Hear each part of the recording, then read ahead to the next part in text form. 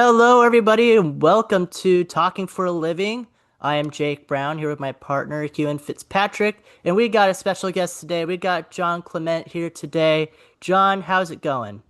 Going great, going great. Off season's rolling and getting set for 26, 27, and keep rolling along. Yeah, hockey season just ended. You may know John as the voice of the Topeka Scarecrows.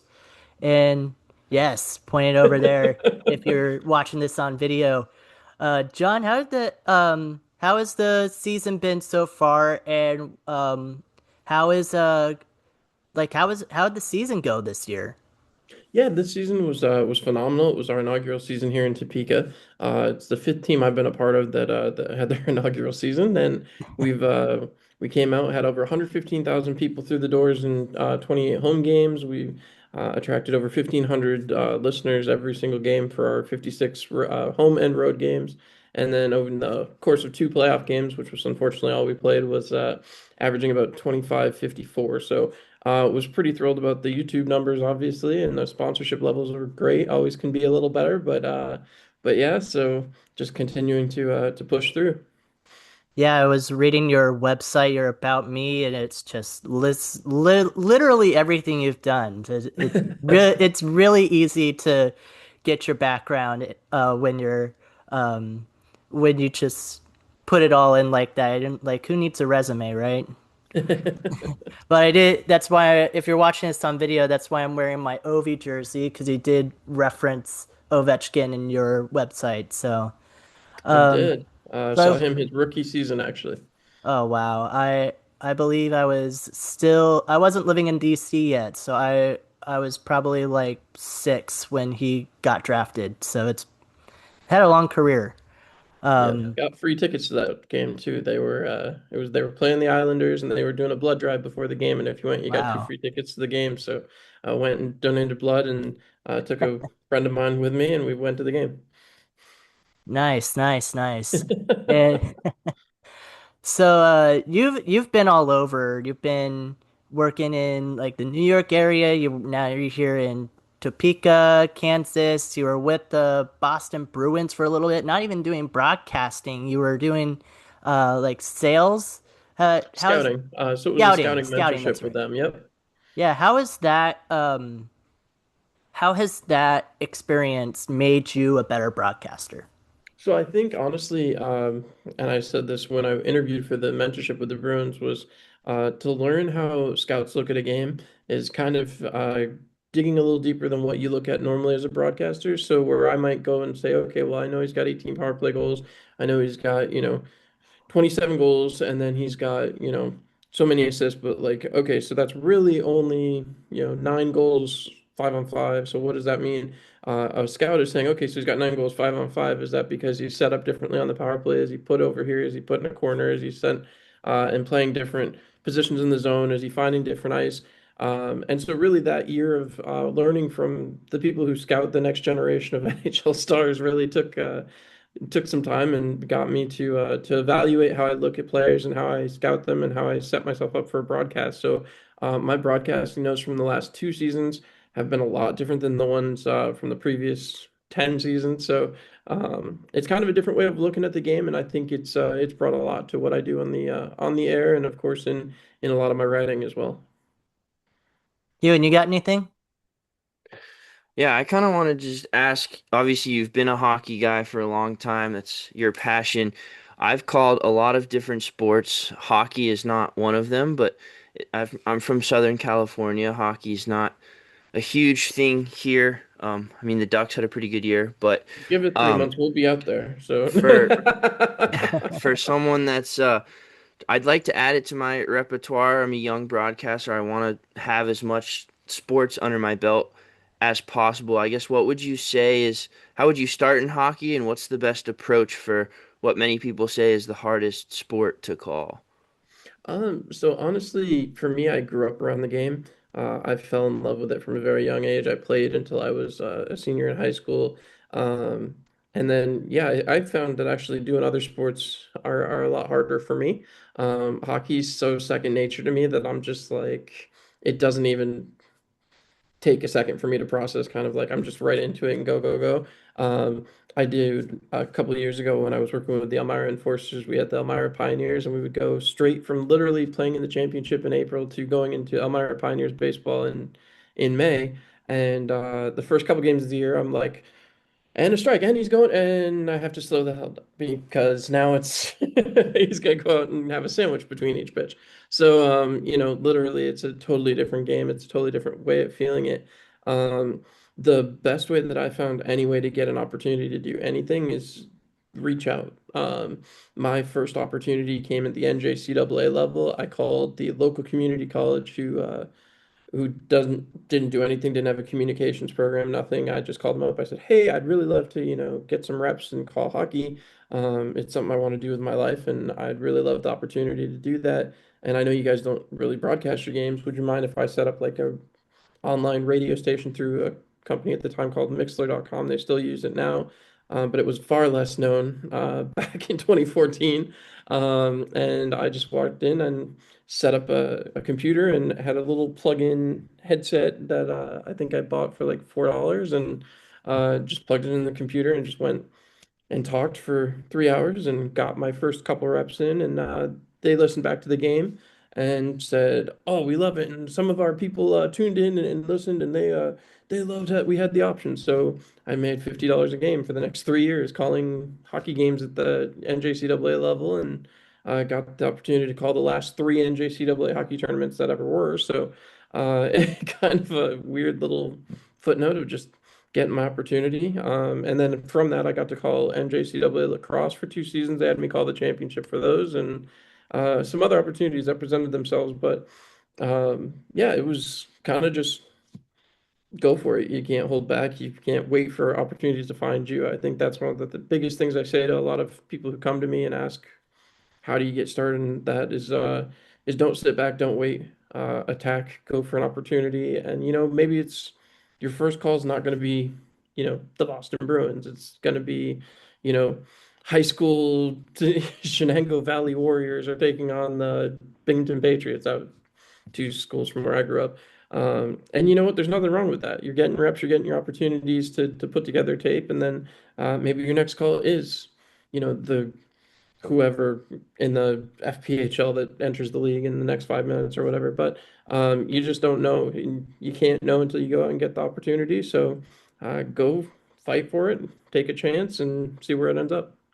Yeah, and it really encapsulates, what the show's about. Like Talk for a Living is what the show is called, and you went out there and made your own opportunity. I think a lot of young broadcasters like myself, like Huon, we don't really know how to make our own opportunities when when you're looking for jobs that you can put on your resume, and that's Hmm. just how this got started. It's like, hey, I just want to do something related to broadcasting and talking to you guys. This is uh to get advice not just for ourselves but for other broadcasters out there. Hmm. Yeah, Um and like I so said, that's the biggest thing is just try to find those. I mean, heck, every city and town has some small event that they're doing. Go out and mm, talk about it. I mean, right. you're gonna give yourself opportunities to get tape. Hmm. And it's interesting you brought up lacrosse. I grew up in the DC area. Lacrosse is big there, and so is Hmm. hockey. And I want to ask, how similar is hockey to lacrosse, and how did your hockey experience help with lacrosse? So I thought it was going to help a lot, and it very did not.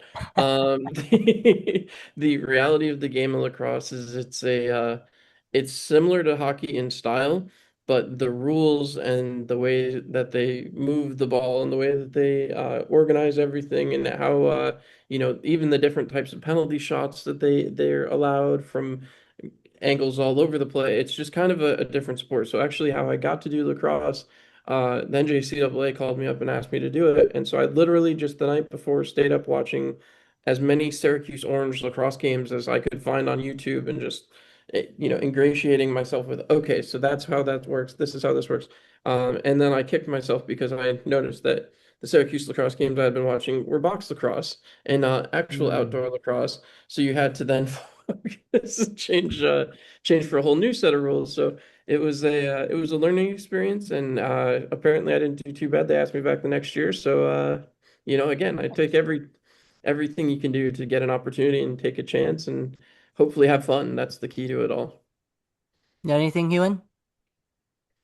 Yeah, I think the lacrosse is definitely interesting. I called it for the first time this past year for my school because I was like, I need to add sports, and I I've never really watched lacrosse, and I hadn't really been into hockey much until this year, but I also kind of expected it to be kind of like hockey, kind of the fast back and forth. And I called Mhm. both men's and women's, and it was very different than what I was Yeah. expecting. And I wasn't ready for lacrosse. Some of the rules I still don't really understand, so I was kind of just going with what I saw and figured out the rules along the way. So I think definitely just like trying new sports and like figuring out the rules as you go. And I think watching like you did the night before or even earlier as well is important. Like I called water polo for the first time this year as well, and I don't know anything about water polo. So I watched like I found like the USC Stanford like water polo championship from last year, 2 years ago. I just watched that for like 20 minutes and I was just like, okay, so what do the announcers talk about? What do they do? What do the players do in the pool? And like I still don't fully understand water polo, but I think I did well enough to call it and I thought I had a fun time doing it. Water polo is a great sport if you have a chance to broadcast that. So I think a lot of what you said, just researching before and watching the sport that you're not familiar with and getting used to it and what the broadcasters say, I think is really important. And I think it helps open your horizons to calling sports that you might be more comfortable with. I did one water polo call when I was in college, and I was nervous, and I think I didn't really look at games. I just looked up the rules, and along with taking a taking a basketball page that I did and just replacing it with stats and names for ASU, and I think it was Marist College, and it ended up being one of my favorite calls I've ever done. It wasn't good by any means, but it it's a fun sport to watch.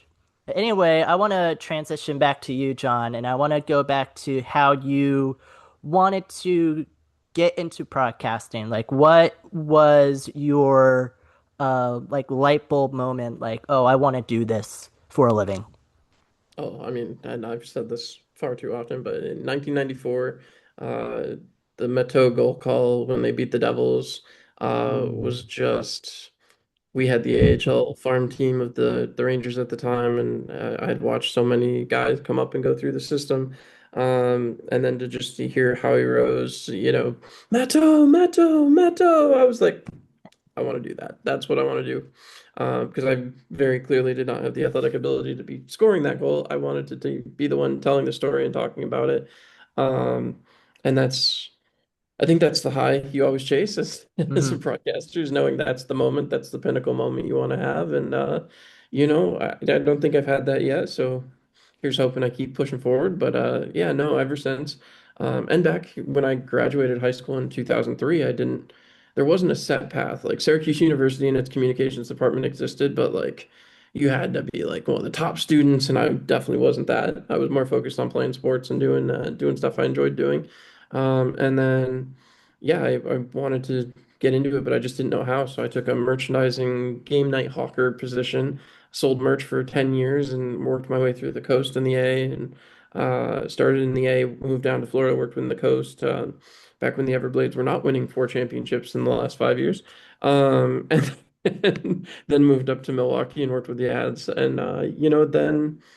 I left school or left work and decided I was going to go back to school and found a path. And I've been fortunate enough since I graduated and graduated with a master's degree as well to keep doing this. And it's been over 12 years that I've been calling games. So Congratulations on getting that degree too. Like it's just it's a tough gig trying to get that degree.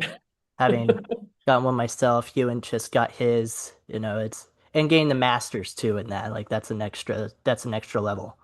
Well, I'd been let go for in Milwaukee with the ads. When I got let go, it was one of those things where they said, we want somebody with a bachelor's degree, with somebody who's got the educational experience. And I'm like, I've been doing this for a decade. Like, Hmm. okay, sure. So I ended up getting the opportunity to go back, and I was like, I'm never gonna get told that again. So tell me that now with a master's degree, and that's where that's where we are. Right. All right. And here in Orlando, where I am, we have the Solar Bears just right down the Hmm. road. I believe, and those are fun games to go to. One of my friends from work, right now I work at both Disney and Universal.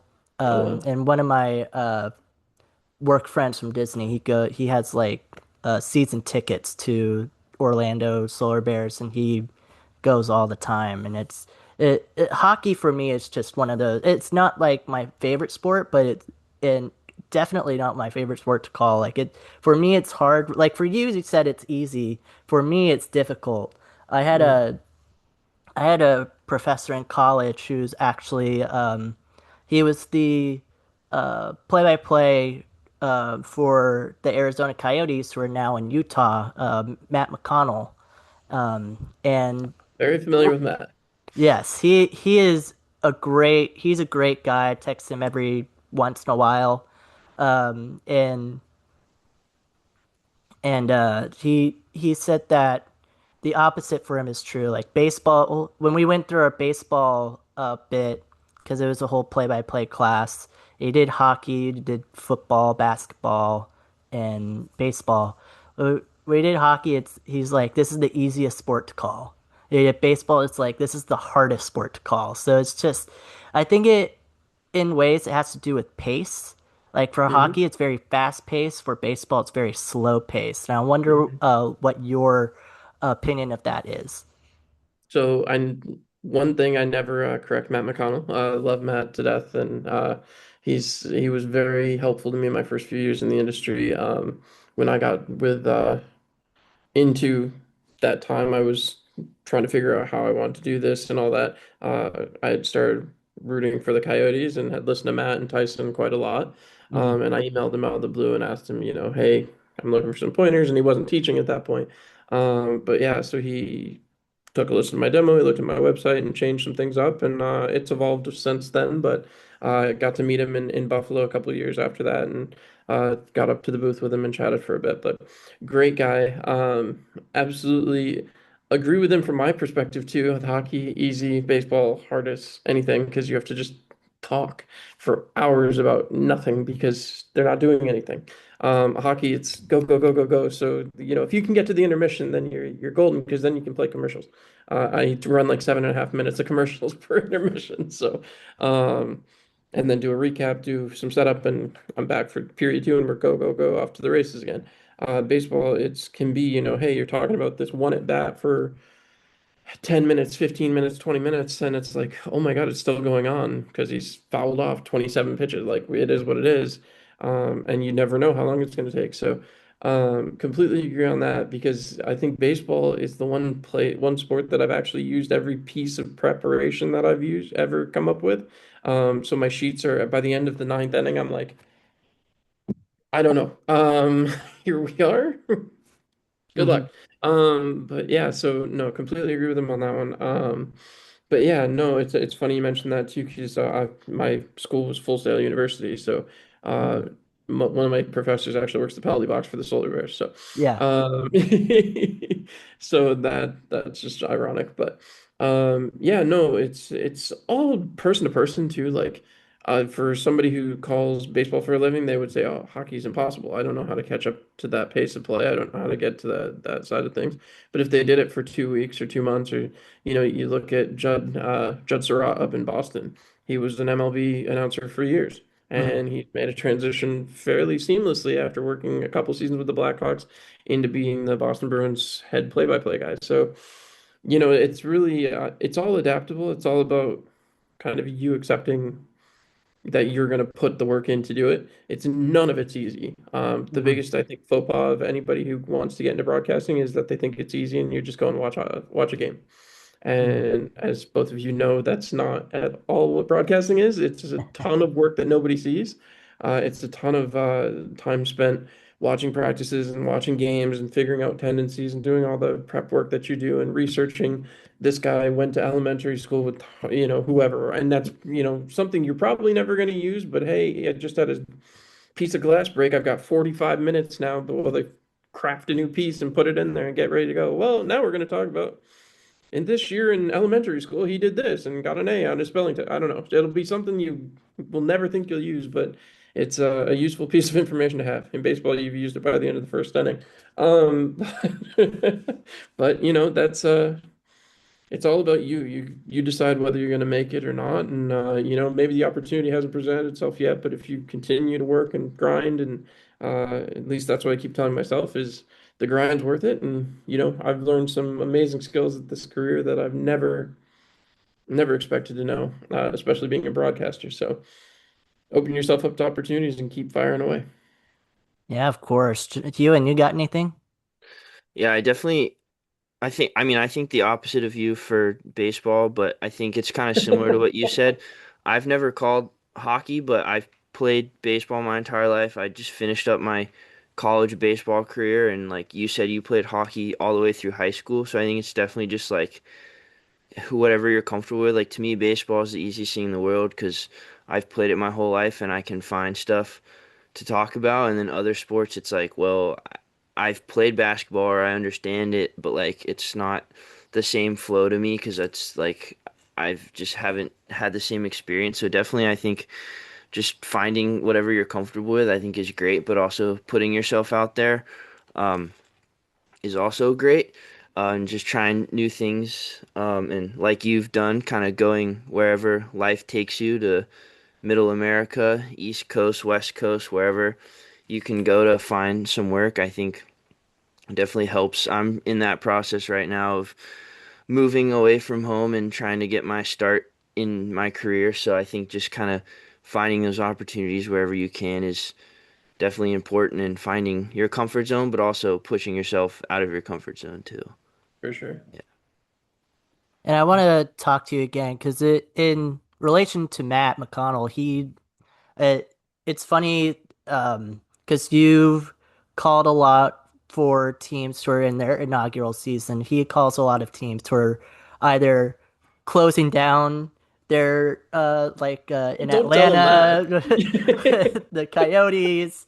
And now he's with the Mammoth. But I just thought that was funny. But I wanna say, what is it like calling games for teams who are in their inaugural season, like Topeka this year?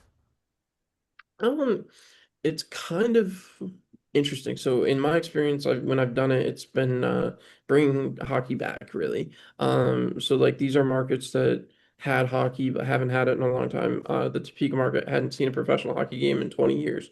They hadn't seen a playoff hockey game in a professional playoff hockey game in 25 years. So I mean, for us, it was about uh, touching the history, but not enveloping in the history. So there's a fine line, especially I find with guys who do this where they like there's what you want to talk about and then there's what you feel you need to talk about and it's finding that balance. And a lot of times I feel like people miss that and will Hmm. go too deep one way or the other.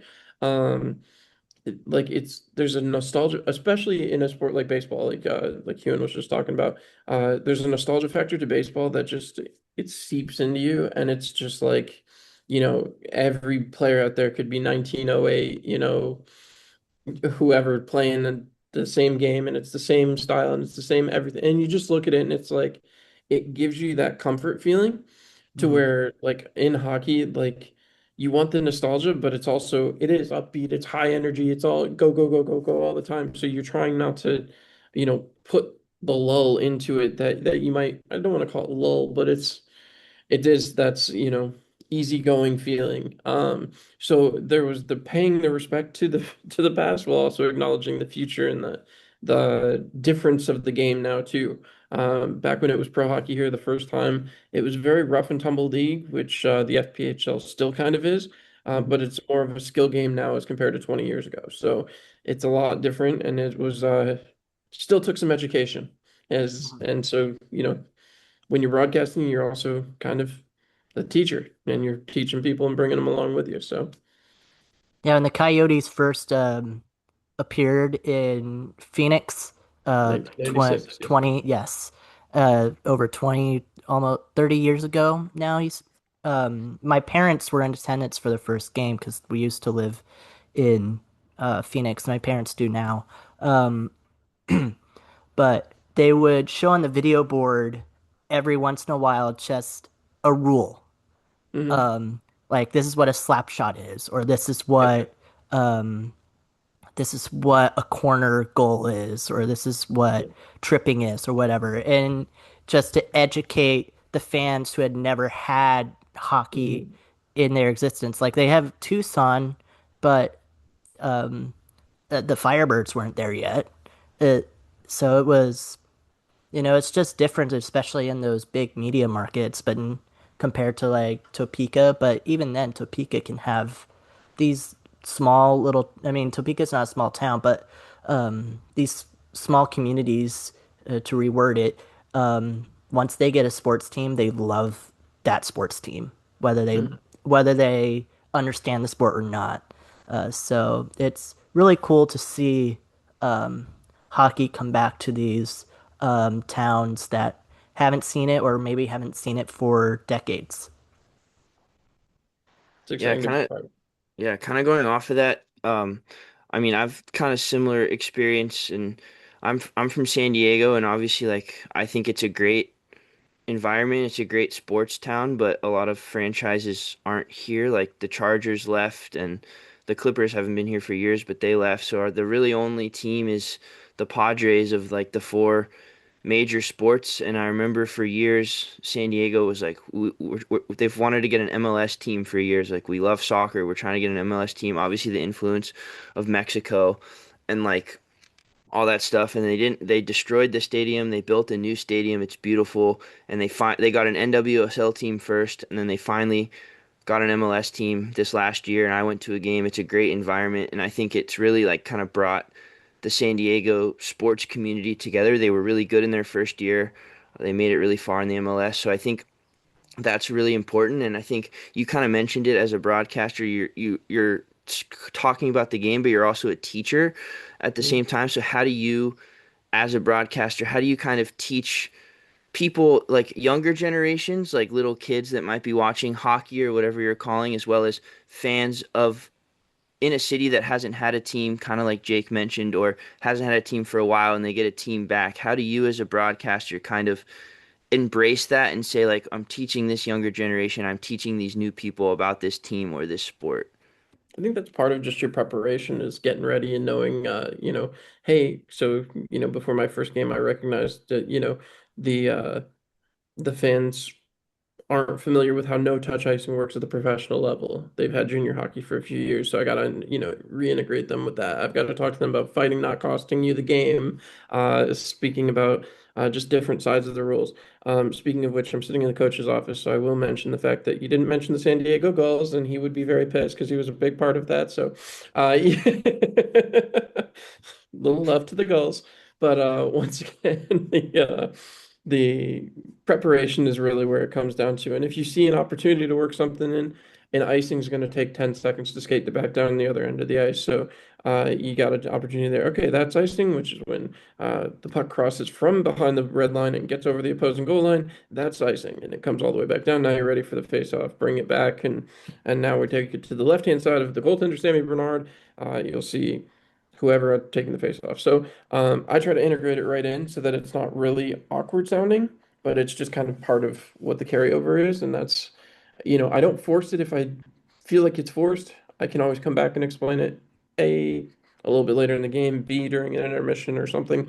I can always come back to it and circle back. But um, I think the biggest thing is to find the moments you have to discuss something that you can institute it into that doesn't necessarily need need the extra push to get it in there. I think being forced is another one of those things we fall into as broadcasters that you can tell when something's unnatural, and those are the moments you try to avoid. And how do the fans react to this? Um, Positively for the most part. Everywhere I've gone, I keep getting people who message me back and are like, "Hey, when are you coming back here?" Which is crazy. Honestly, I've been a lot of places for just a single year, so it's crazy to me every time somebody says something to me that, "Hey, I remember when you were over here and we loved you and blah blah blah." And I'm like, "Oh, well, thank you. Mhm. Tune in here. Um, help my numbers." But yeah, so no, it's crazy to go through the path, but I've always gone off the mindset of have headset will travel, and hopefully people keep wanting to have me work for them, and I just keep expanding my skill set. So All right. And while we wrap up here, John, one, thanks for stopping by and taking the time for Huon and I and for our listeners back in home. Um, do you have one last message for our listeners and young broadcasters who want to get into hockey or whatever sport? yeah, like I said off the top, I think the biggest thing is create your own opportunities. If there isn't an opportunity available, reach out to somebody and see what you can do.